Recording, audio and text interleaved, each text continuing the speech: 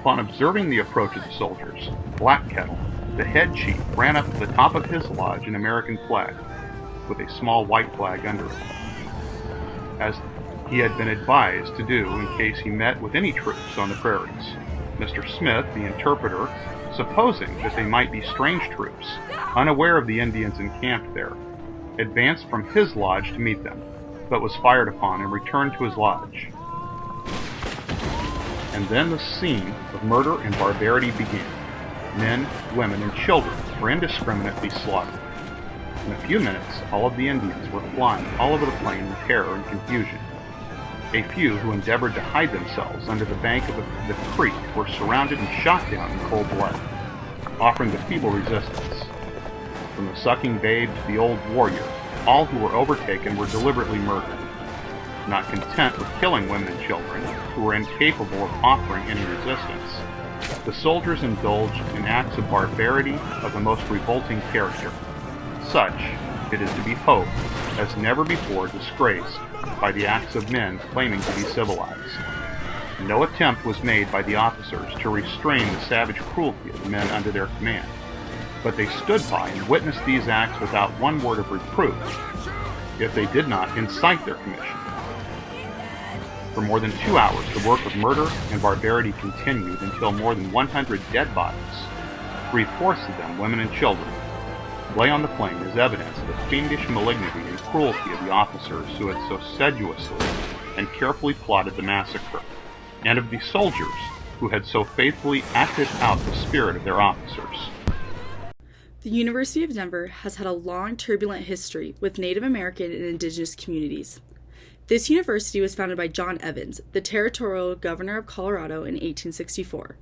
Initially created as Colorado Seminary, it later became known as what we now know as DU. However, the rise of this prestigious school came at the expense of the men, women, children, and elderly who had been living on this land. This population were members of the Cheyenne and Arapaho tribes at Sand Creek in southeastern Colorado. Many individuals a part of DU's original board of directors were instrumental in conducting the orders to massacre an estimated 160 women, children, and elderly members of the native tribes. This later became known as the Sand Creek Massacre, one of the most horrific events on Native American communities. This terrible event marked the displacement and unsettlement of Native American tribes despite the treaty that had been agreed upon in 1861 called the Treaty of Fort Wise. That treaty was signed by a fraction of the chiefs, one of whom was Black Kettle. And it reduced that great tract of land to a small triangular piece of barren land anchored on the Arkansas River in southeastern Colorado. Which was a big sand field with no food, no buffalo, no fishing, no nothing. The removal of this land is what began the conflict between Native American communities and English men.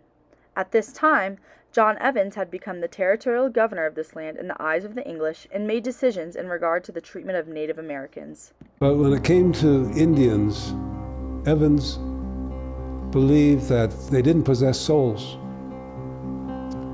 that they were heathen savages, and they were infernal. All words that he used to describe Indian people. As seen, the intentions of DU's founders were to harm and eradicate the original inhabitants of the land that the school was eventually built on. It is the University of Denver's responsibility to acknowledge the injustices that occurred and make amends to the Native American communities that the University of Denver harms as it continues to reside on the Cheyenne and Arapaho land. The effects of this massacre continue to harm Native American communities, which is why education and atonement is so important and vital to supporting these indigenous communities.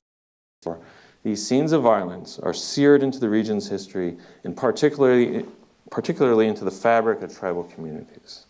The fraught memorialization that characterizes our present moment, then, reflects the unresolved and largely unacknowledged injustices wrought by state leaders against Native peoples whose place in the modern mosaic of American history and culture complicates so many presumptions about the nature of our national community. The University of Denver has grown to support and work with the Colorado Cheyenne and Arapaho communities through a multitude of different ways. One of the most promising is the Task Force on Native American Inclusivity, which details how DU can serve the Native community's public good. There are also more initiatives to grant scholarships for Native American students and to support a higher education, as well as events that celebrate and support Native American traditions.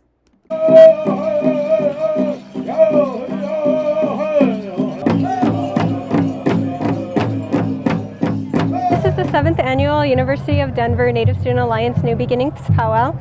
This is where we come together. We want to honor our communities. We want our Native students who are graduating to be honored here today. Let our communities know we care about them. And this is also a powwow is, to honor, of course, Native American people's tradition, our song and dance, and everything that we have left today. Today, we will be talking with Lily Webster, a freshman at the University of Denver who identifies as Native American. Let's hear her perspective on attending a school that has a deep-rooted history of injustice against her own community. What is your name and where are you from? My name is Lily Webster and I'm from Arvada, Colorado. What nationality do you identify as? I am Native American. What tribe are you a part of? I am a part of the 3 affiliated tribes, MHA Nation. I am Hidatsa.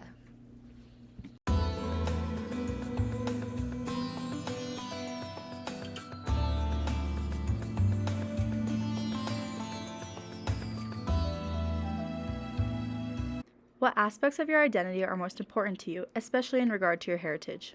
I would say that being Native American is one of the most important parts of my identity because it plays an intersectional role in a lot of my other parts of my identity, such as being a Native American woman and what that means in America. Along with that, being Native has affected my family in a lot of positive and negative ways, which I've seen throughout my lifetime. Could you walk us through the process of applying to colleges? When applying to college, one of the most important things that I needed was my tribal enrollment number to prove that I was Native American to all my schools that I applied to on Common App and other applications. When it comes to my reservation, I did have a person working with me to apply to specifically Native American scholarships as well as grants. Is there a stigma of Native Americans going to college? Very few natives actually go to school off the reservation, and one of the stigmas that I faced throughout all of high school is that Native Americans get to go to college for free, which is absolutely untrue.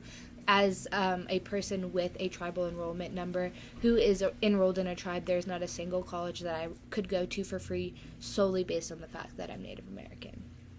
Why did you choose to go to a private university over the colleges on your reservation? The schools on our reservation have very poor funding and they do not offer a lot of different majors and minors. The graduation rate of schools on campus on the reservation are significantly lower.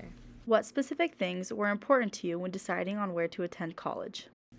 Cost was the number one thing that was my deciding factor of where I went to school. I have to pay for all of my college on my own, so if I didn't have to take out a loan, that was going to be the school I went to. What specifically about the University of Denver attracted you? DU was actually the only in-state school I applied to, and when choosing schools that I was admitted to, it was between DU and USC. The reason I chose DU is because I can go here for free. I'm on a couple different scholarships, and so I don't have to pay anything. Were you aware of DU's historical relationship with the Native American community? I was aware to an extent. I knew about things like the Sand Creek Massacre, but I did not know about things such as the books being bound in native skin that they had on campus until like 2 decades ago, I believe. And so I was pretty taken aback when I came on campus and learned those things. As someone who comes from Native American identity, did the history of DU affect your decision to come here? At the end of the day, it didn't really affect my decision to come here because Having an opportunity to come to a school like DU is pretty rare for Native American people. We don't have a high graduation rate from college, especially from prestigious colleges, so that definitely overpowered the history that the school has. What are some of your disappointments in regards to the University of Denver? I feel like DU as a school is the epitome of the idea of fake woke. They do a lot of surface level things to help people of diverse backgrounds, but do nothing to really help the communities they've harmed in their history. Along with that, I think that the chancellor's reaction to wanting to take down the pioneer moniker was entirely disappointing and unprofessional, and I think that not taking away the moniker solely based on the fact that there are funders that want to keep the pioneer moniker is incredibly disappointing and shows that they value money over the students currently on campus. How has DU supported you as a Native American student? DU, I think, really puts on a front that they do a lot to help Native American students, but they only give out 3 Native American scholarships a year, and I don't think that is doing enough for the Native American community. Has DU discriminated against you in any way since coming here?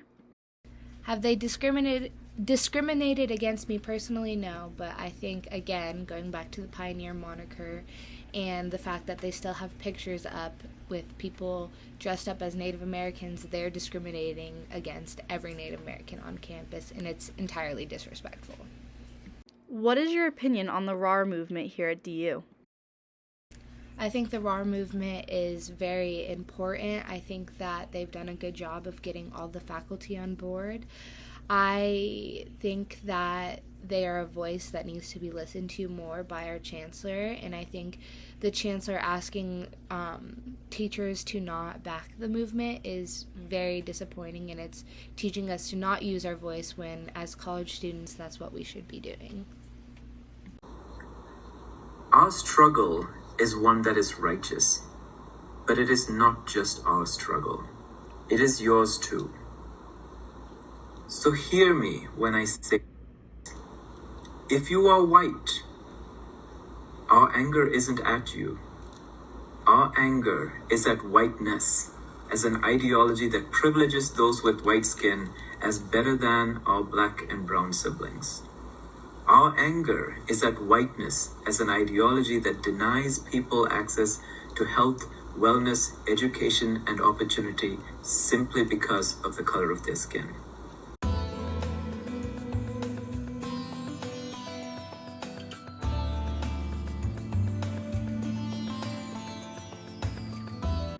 Is there anything you would like to see DU or other groups on campus do to support the Native American community? There are a lot of different things that I think DU could be doing to help the communities they've harmed throughout their history.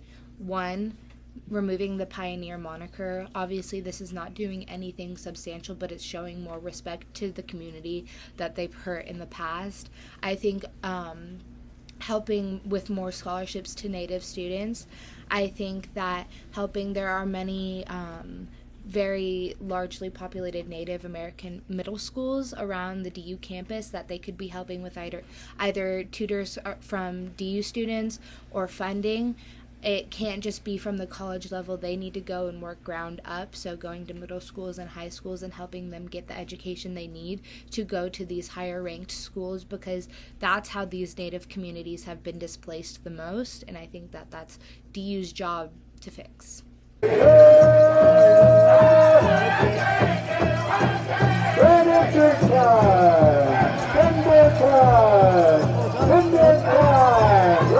The University of Denver's history sits on Cheyenne and Arapaho land here. We are much as a part of this land as a university, and I think this is a way for the university to pay respects to the original people of this land. And also it's just about that learning opportunity of this is Indian land, this is an institution here, how do we maintain our relationships with Native peoples? The University of Denver has much to do in regard to aiding the Native American and Indigenous communities. Lily mentions that it is necessary for DU to show support at a grassroots level and make higher education something achievable for Native American at a young age. Lily also mentions the necessity for the leaders of DU to listen to the voices of students and make the changes necessary to prioritize healing and understanding instead of prioritizing those who donate money.